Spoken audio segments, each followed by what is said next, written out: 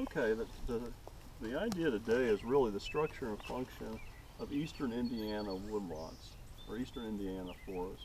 So we're in the middle of the eastern deciduous forest, and the forest type that was found here really during the early clearing of the land was a beech maple forest. So the beech maple forest was the climax forest in this area of the world.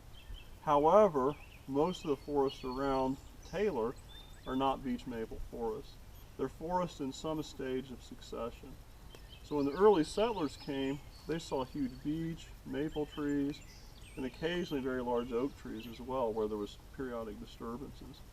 But most of our woodlots have been cut over several times, and in many cases, the woodlots that we see today were areas that were farmed during the 1800s and early 1900s. The arboretum, this part of the arboretum, this part right we're standing on was farmed a little bit, but most of it was used just to house cattle. So they fenced it off. They housed cattle here during the fall and the winter time, and then they let them back loose in the more open pastures during the summer. So about 1960 or so, 1960 is about the last year that they actually put cattle in this woodlot. We're going to stop in several locations in this woodlot. We'll talk about the structure and function of this ecosystem.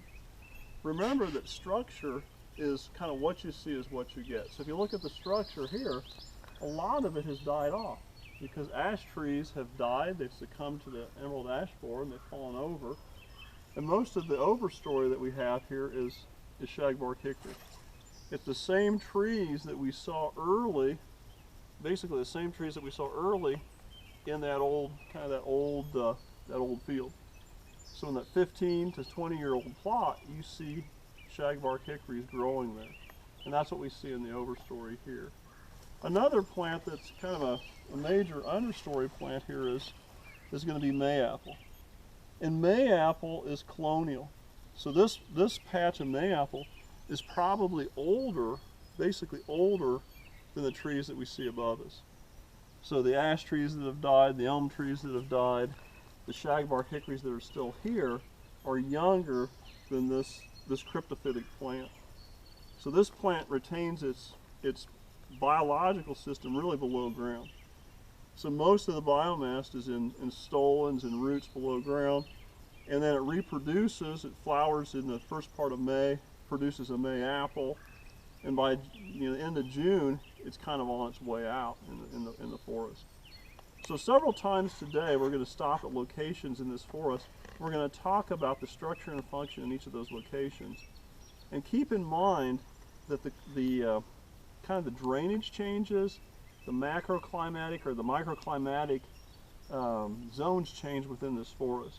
So we're in an area now it's right off the edge of this old field. It's pretty high and it's pretty dry. So the trees that you find are things like white ash on a well-drained soil. The shagbark hickory, it's a well-drained soil. Hopefully that makes a little bit of sense.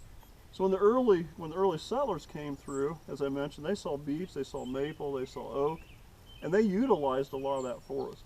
So much of that forest was used for axe handles, fences, barns, houses. However, a majority of it was just burned. So clearing the landscape occurred. And clearing the landscape, what that entailed is the settlers would walk around trees with an axe and cut out the cambial tissue. The trees would die. In a couple of years, they'd go and they'd burn those woodlots. And a lot of times those fires would keep going long into the winter months. And it wasn't until the snowfall in the winter that actually put out a lot of those fires. So much of Indiana, the 25 million acres in the state of Indiana, much of that was forest. About 20 million acres were forested. We only have 2,000 acres today that are really untouched, which are really truly old growth forests. So when you think about what's happening in Central and South America, what's happening in Central Africa in terms of clearing forests, the same thing happened here in Indiana back in the 1820s and 1830s, all the way through about the 1860s. So we really slashed and burned what was here. So everything was cut or girdled with an axe. It was burned, and then they came back later, maybe 5 or 10 years later, they'd use dynamite to blast the stumps out from the larger trees, and then they'd basically plow that forest. So the entire state, most of the state you see today that's farmed, was once forest, especially here on the till plain around Taylor University. We're gonna go to the next spot here. I'm gonna turn the camera off. We're gonna head to a spot that's a little bit lower. Okay, we walked about 15 feet lower in the landscape, and the species composition has truly changed. So if you look out across the pond here, we're closer to the area where the pond is located. So it's pretty moist right here. One of the major species we have is sugar maple. We have Ohio buckeye, which is kind of an interesting species. This species actually is not tolerant of shade, but you find it in the understory. So what it does is it leaves out very early. So you can see all the sunlight that's dappled through the overstory is being received by these leaves. So it's photosynthesizing very early, and then in about 2 or 3 more weeks, it just shuts off. So it doesn't do anything. It just kind of sits there and waits. And in fact, in August, it'll be one of the first trees to lose its leaves. So it's not a shade-tolerant species, whereas the sugar maple is. Sugar maple is a little bit more tolerant of shade. Also down here, we see there's a little bit more ground cover in places. There's a little white flower here. It's Claytonia virginica, which is spring beauty. It's fairly common in these lower areas. We also have another Ohio buckeye. Another Ohio buckeye. Very interesting tree right here. Kind of has a real look to it. This is a tree that's called Carpinius caroliniana, or blue beech. So it's another tree that's found in these areas. It's a little bit more moist in the soil. And you can't tell it because you're not out here with me. As we walk down through here, there's more sponginess to this landscape down here. There's a lot more water in the soil in this part of the forest. So just little tracks from point A to point B will give you totally different types of species. So if you're on the top of the landscape, you're going to get the drier site species like white ash. You're going to get shagbark hickory, and to some degree a lot of the oaks, and we'll see those a little bit later. But if we walk closer down to the pond here, there's another tree that grows quite a bit in these lower areas. Okay, see this is a maple right here, the sugar maple. But there's another one right here that's the American elm. So the American elm is a tree that succumbs later on in its lifespan to Dutch elm disease. So Dutch elm disease is a disease that's a fungus that clogs up the vessel elements in this tree and eventually starves the tree of nutrients. So it's a tree that you commonly find in these lower areas. Here's another example, walk over here, of that Carpinius caroliniana. Some people call it musclewood because it looks like the muscles under an arm. So if you took the skin off an arm, you can see the kind of the ligaments and muscles underneath the skin. So our next spot, we're going to go to another spot that's a little lower as well. So we'll turn the camera off now and we'll head to that next. Okay, we're kind of along that little bit of a meandering stream that enters out of the back side of the pond. So this whole area down through here is a little bit of meandering intermittent stream. So this is a much wetter area. So you see, even out through the ground cover, there's a lot more ground cover down here. A lot more biomass. There's once again, the Ohio buckeye, fairly common. We've got a gooseberry bush, gooseberry. And they're actually edible. Another Ohio buckeye. A lot of the trees we're seeing down here are maple. This large tree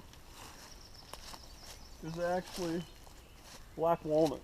So black walnut is a tree that grows on kind of these more moist sites, and it's a very valuable tree species.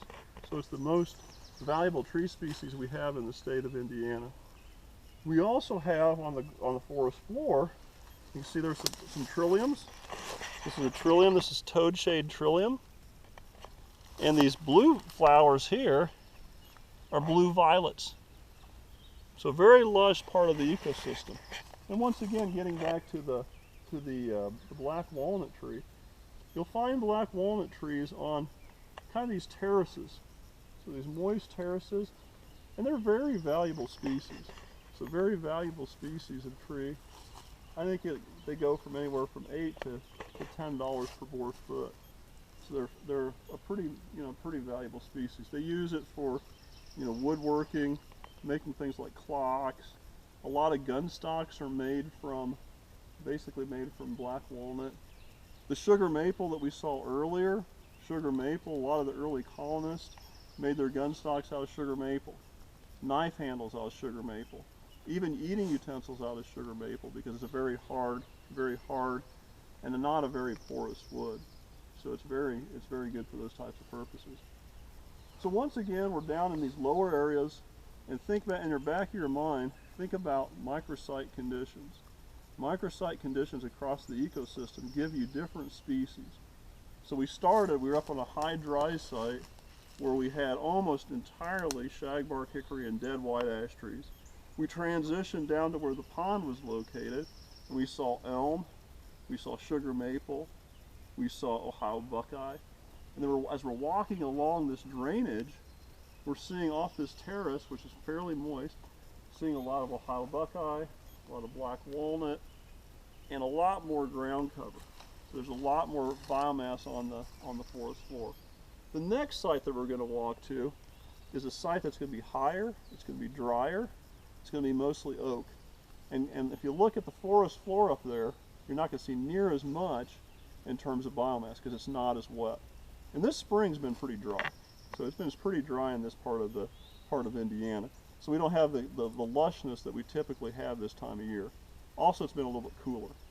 So the cool temperatures, the dry moisture content or the dry, basically, weather that we've had has not yielded as much primary productivity on the forest floor.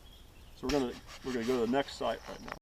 Okay, we've transitioned from being low around the kind of floodplain of the intermittent stream to an area that is much more open.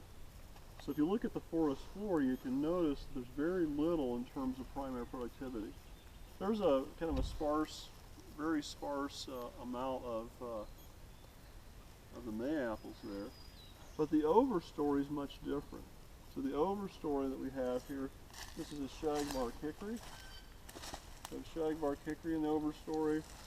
There's another shagbark hickory sitting right here. Okay. Over here we've got another shagbark. Another shagbark hickory. We have an elm here. Looks like an elm. No, actually, this is actually a sugar maple. It's a little bit different bark pattern.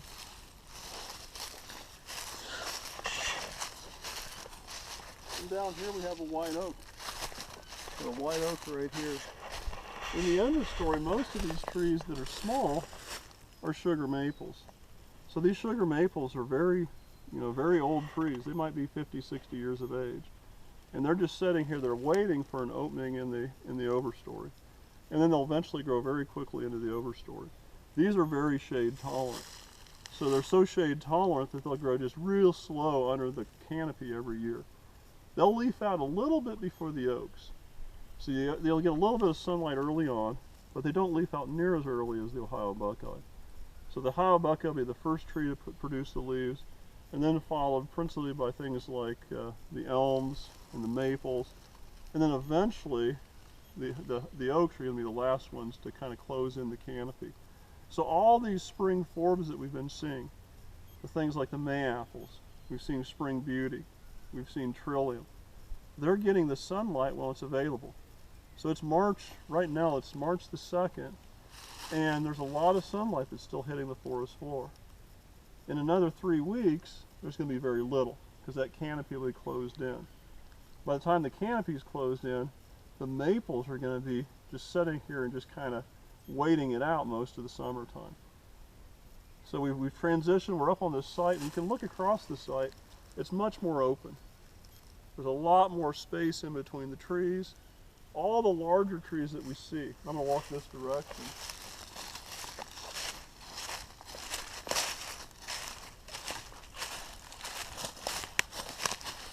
This is white oak, Quercus alba, okay? Here's another white oak tree. So these are going to be the older trees in the forest. Maybe 130, 125, 130 years of age. Maybe a little bit more for some of the larger trees. But then if you pan back across that floodplain that we were in, see how much greener it is? And there's very few oak trees down there. The oak trees do very well when it's hot and it's dry. So these are the trees we saw out in that old field, the oak trees. Here's a black cherry tree. It's not doing too well, it's about dead. In fact, it is dead. It's kind of got a little bit of a root sprout here. So then we have a lot of sugar maple. So all these little guys are mostly just waiting here. So let's head up this direction just a little bit. Walk up this trail. See what else we can see on the top dry slope.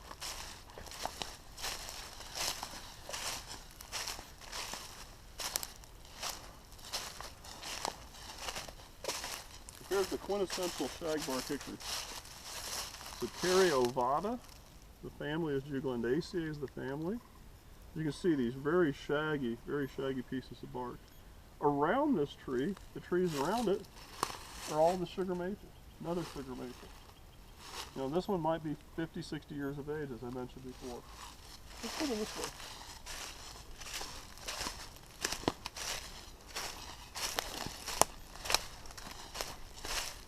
Here's a little different oak species. If you zoom up the tree, you can see it has almost ski track-like bark. This is Quercus rubra, or red oak. So another species that's fairly common on these very dry slopes. We're going to turn off the camera now, and we're going to head to a little wetland system here at the top of the hill. Okay, right behind me, this is kind of one of these swales up here on the till plain. And actually in March, this was filled with water. So this is an area where salamanders and spring peepers were actually breeding, and it's kind of dried up since then. We'll see another vernal pool. This was a vernal pool at one time. We'll see another one later in our walk.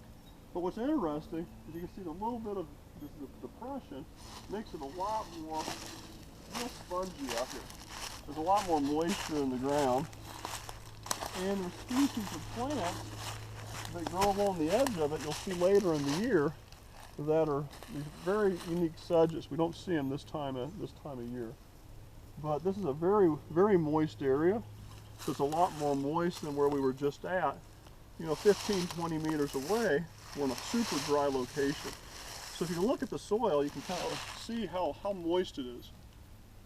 So 3 or 4 weeks ago, there was a lot of water right in this depressional area. So we're going to turn the camera off and head to the... Once again, we're on a fairly dry site.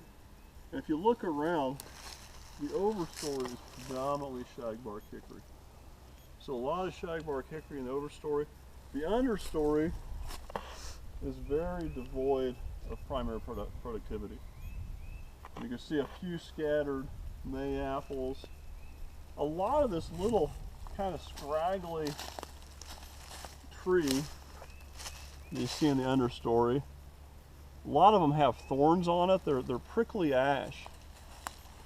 But if you look real closely, this area was most likely farmed at one time, especially kind of behind the camera. So where it levels off, that was farmed. And all these trees, if you had to guess, are about the same age. So these came up as what's called an even age stand. Shagbark hickory does very well, high sunlight, a lot of soil heat, and low amounts of moisture. So the squirrels were busy. They effectively probably planted a large chunk of this area. But if you look out across, all the way across here, even down through this slope, and this slope goes to the southwest. So it's very hot, very dry.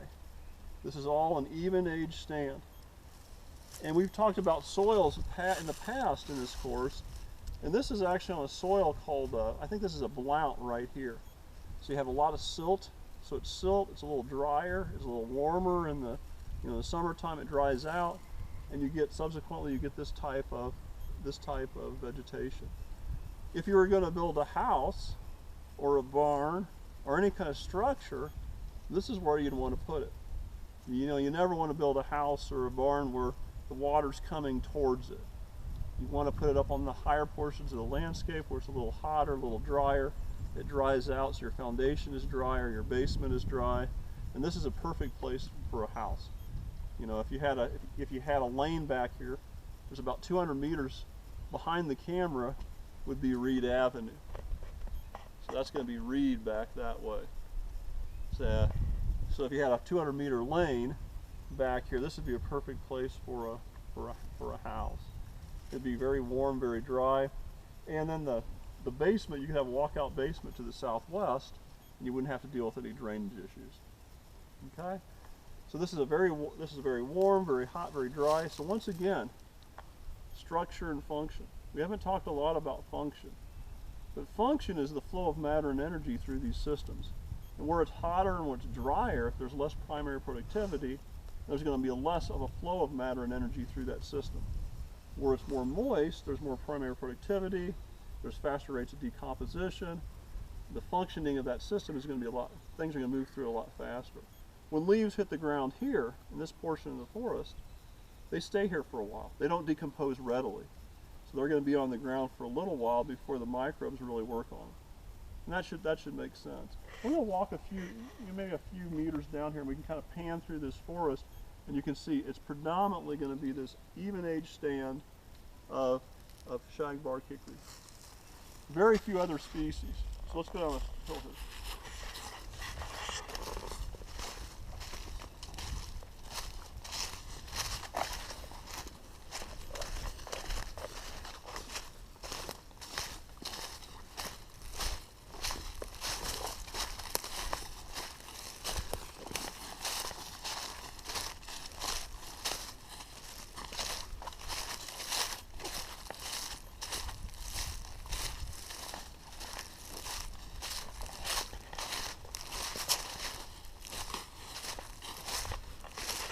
I don't know if the camera picks it up, but if we kind of look in the distance, you can see it's getting greener where that lower part of the landscape is. So right up here, kind of pan down on the ground, it's still pretty hot, still pretty dry. And the principal species are going to be the shagbark hickory. So we're going to stop it here, and the next stop we'll see some wetter site species. Okay, I'm standing in a grove of trees. Really small trees, understory trees. These are very shade-tolerant trees. These are called pawpaw. In fact, the roots below ground are probably interconnected. So the entire root systems are connected below ground here. And this tree will have very large leaves. So the leaves will get 10, 12 inches long. And it looks very tropical. In fact, this plant probably came from the tropics. It has an edible fruit, and Native Americans spread this all through the eastern United States. So you find it all the way from upstate New York, all the way down into the southeast. What's kind of interesting is there's a species of butterfly that feeds exclusively on this pawpaw. And it's a kite swallowtail. And its closest relatives are also found in Central and South America. So there's a lot of evidence to point to the fact that this is probably a cultivar of a species very similar to this in South or Central America. And Native Americans brought it up and they cultivated it. There's actually a professor from Eastern Kentucky University that does a lot of work with pawpaws. And he's got several different varieties that his graduate students and he have worked through for the years. And the reason they're so interested in this species is because the fruit itself has a lot of highly antioxidative properties. It's very good for you. It can be used in everything from jams, jellies, to custards, to pies, to even ice cream. So they put it in ice cream. There's a town in Michigan, I think, off of I-94 called Pawpaw. So it's a very, very interesting plant. And in the fall of the year, the leaves turn a brilliant yellow. So we do a lot of camping. My family and I do a lot of camping in southern Indiana. In southern Indiana, you look out across the understory, and the trees from about 12 feet down and lower are just brilliant yellow with these leaves about a foot long. So they would be from the pawpaw. Once again, we're in this lower area, and if you can pan across this low area, you can see there's a lot more in terms of vegetation. So a lot of vegetation. On the forest floor, if you look on the forest floor here, we have a plant called waterleaf. This guy right here is waterleaf. Another plant that's fairly common to these moist, very moist areas is wild ginger. So the root system of this plant actually tastes like ginger, hence the name. So you got wild ginger here. This is a plant called sweet Sicily. So we have that. There's some sedges that are growing here. There's a little plant here called toothwort.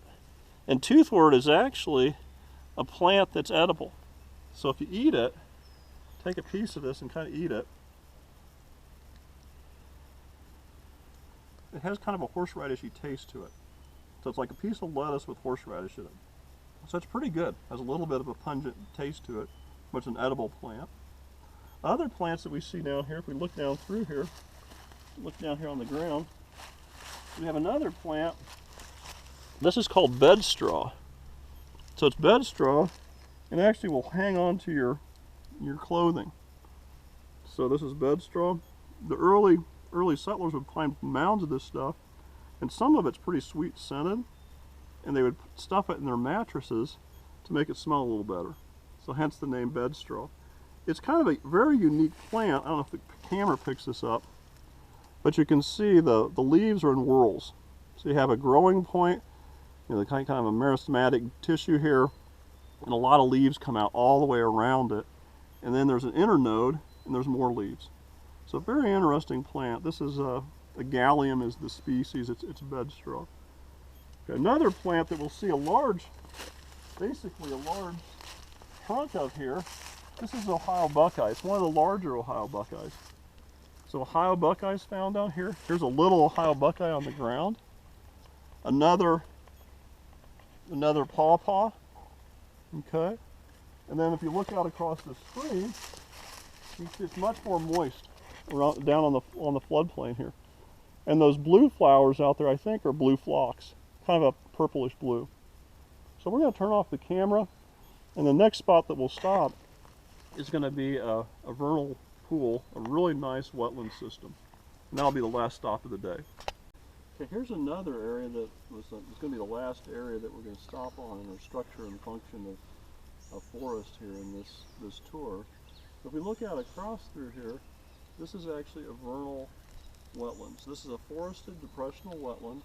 It's found quite commonly here on the till plain. The large trees that basically encircle the wetland are an oak tree called swamp white oak.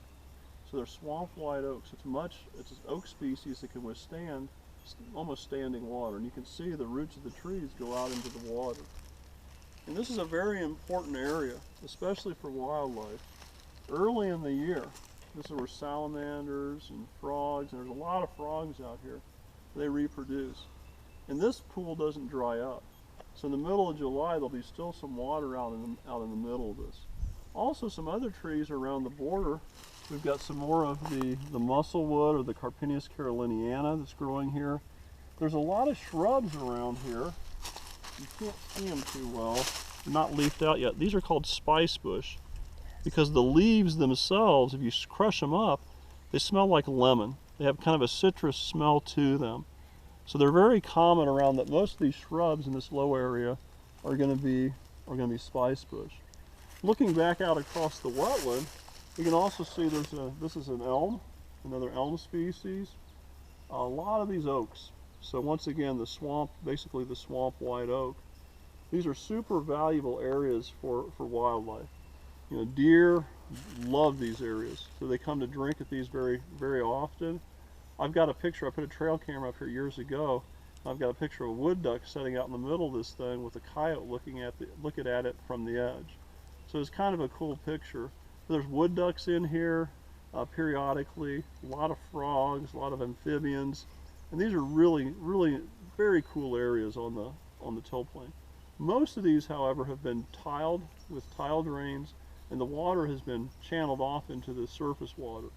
So across farm fields, the farm areas that are farmed today, most of those areas that had these wet kind of spots were tile drained in the early part of the 1900s. So a lot of this water is now off of the landscape.